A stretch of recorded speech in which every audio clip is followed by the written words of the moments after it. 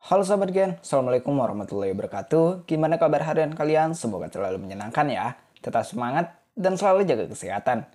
Pada kesempatan kali ini, Gen Sukses Media akan membagikan kunci jawaban IPA SMP kelas 7, halaman 89-90, uji kompetensi bab 2 semester 1. Jadi, yuk kita bahas bersama mengenai jawabannya. Baik Sobat Gen, kita masuk pada pertanyaan pertama, yaitu mengapa ikan, sapi, katak, ayam, dan ular diletakkan pada filum yang sama, tetapi tingkatan spesiesnya tidak sama. Coba jelaskan. Sobat Gen, hewan-hewan tersebut dapat dikelompokkan pada filum yang sama, karena ikan, sapi, katak, ayam, dan ular memiliki ciri umum yang sama, yaitu merupakan hewan bertulang belakang atau disebut juga dengan vertebrata, sehingga dapat digolongkan ke dalam filum yang sama. Akan tetapi, meskipun ikan, sapi, katak, ayam, dan ular memiliki ciri umum, hewan-hewan tersebut memiliki ciri spesifik yang berbeda, sehingga tidak dapat digolongkan ke dalam kelas dan spesies yang sama. Karena kita tahu sendiri bahwa ikan termasuk golongan kelas Pisces, sapi merupakan golongan kelas mamalia, katak termasuk amfibi, ayam termasuk aves, dan ular termasuk reptilia. Yang mana pada video sebelumnya kita tahu perbedaan karakteristik dari masing-masing kelas. Ini untuk jawaban pertanyaan dari nomor 1. Oke, kita lanjut. Kita masuk pada pertanyaan kedua Gen, yaitu pada sungai yang belum mengalami pencemaran, sering ditemukan siput air dan cacing planaria. Termasuk kelompok apakah kedua hewan tersebut?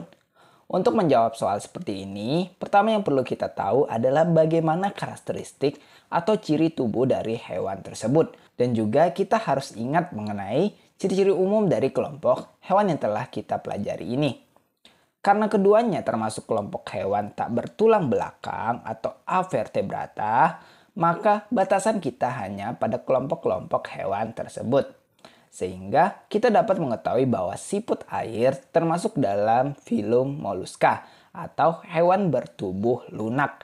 Sedangkan cacing planaria termasuk dalam filum Platyhelminthes yaitu kelompok cacing pipi. Baik sahabat Gen, kita lanjut pada pertanyaan ketiga, yaitu perhatikan gambar berikut. Berdasarkan ciri-ciri apakah hewan-hewan tersebut dimasukkan ke dalam kelas serangga? Coba jelaskan.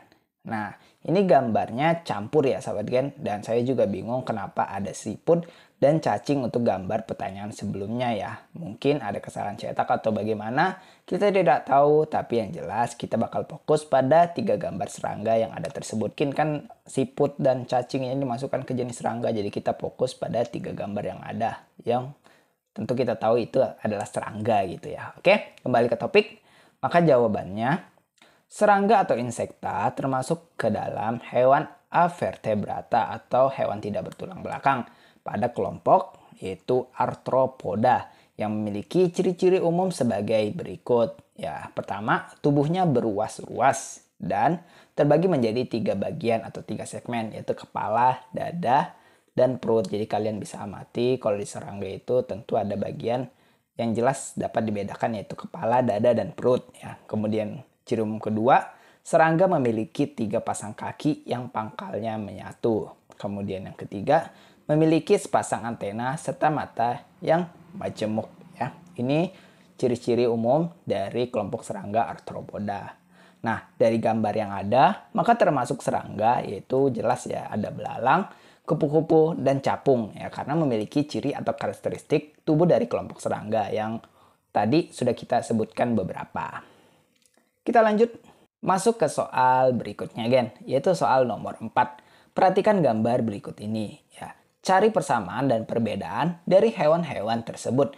Kemudian kelompokkan hewan-hewan tersebut. Oke sahabat Gen, sekarang mari kita identifikasi ciri atau karakteristik dari ikan-ikan tersebut. Pertama kita akan mencoba untuk mengetahui persamaannya. Persamaan hewan-hewan tersebut antara lain yaitu pertama, termasuk hewan bertulang belakang atau vertebrata. Kemudian habitatnya di air ya sudah jelas ya. Kemudian yang ketiga, memiliki alat gerak berupa sisip. Nah, ini untuk persamaannya. Adapun perbedaan hewan-hewan tersebut antara lain Hiu dan pari adalah hewan berdarah dingin, sedangkan paus dan lumba-lumba adalah hewan berdarah panas. Ya, ini untuk perbedaan jenis mereka termasuk hewan berdarah panas atau berdarah dingin ya. Kemudian kedua, paus dan lumba-lumba berkembang biak dengan cara melahirkan atau beranak. Istilahnya adalah vivipar. Sedangkan ikan hiu dan ikan pari berkembang biak dengan cara bertelur dan beranak atau ovovivipar.